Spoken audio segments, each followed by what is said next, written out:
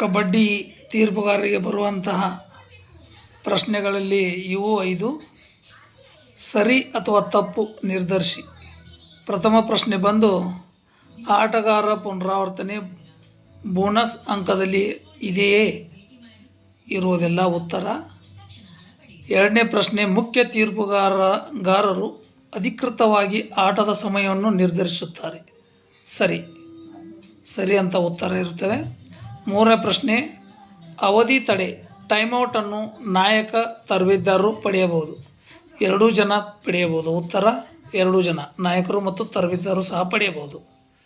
ನಾಲ್ಕನೇ ಪ್ರಶ್ನೆ ಪುನರಾವರ್ತನೆಯಿಂದ ಆಟಗಾರರ ಪುನರಾವರ್ತನೆ ಮಾಡಬಾರದು. ಇದು ತಪ್ಪು. ಉತ್ತರ ತಪ್ಪು ಅಂತ ಹಾಕಬೇಕು. ಐದನೇ ಪ್ರಶ್ನೆ each team shall be given 5 raids by different raiders alternately for the tie breaker. ಅಂದರೆ 2 ತಂಡಗಳಿಗೆ ತಲಾ 5 ದಾಳಿಗಳನ್ನು 5 ರೈಡ್ಸ್ ಬೇರೆಯವರಿಗೆ ಒಬ್ಬರ ನಂತರ ಒಬ್ಬರು ಟೈ ಬ್ರೇಕರ್ನಲ್ಲಿ ಅನುಸರಿಸಬಹುದು. ಸರಿ ಉತ್ತರ. ಪೇಜನ್ನು ಫಾಲೋ ಮಾಡಿ, ಲೈಕ್ ಮಾಡಿ ಅಂತ ಕೇಳ್ಕೊಳ್ತಿದ್ದೀನಿ.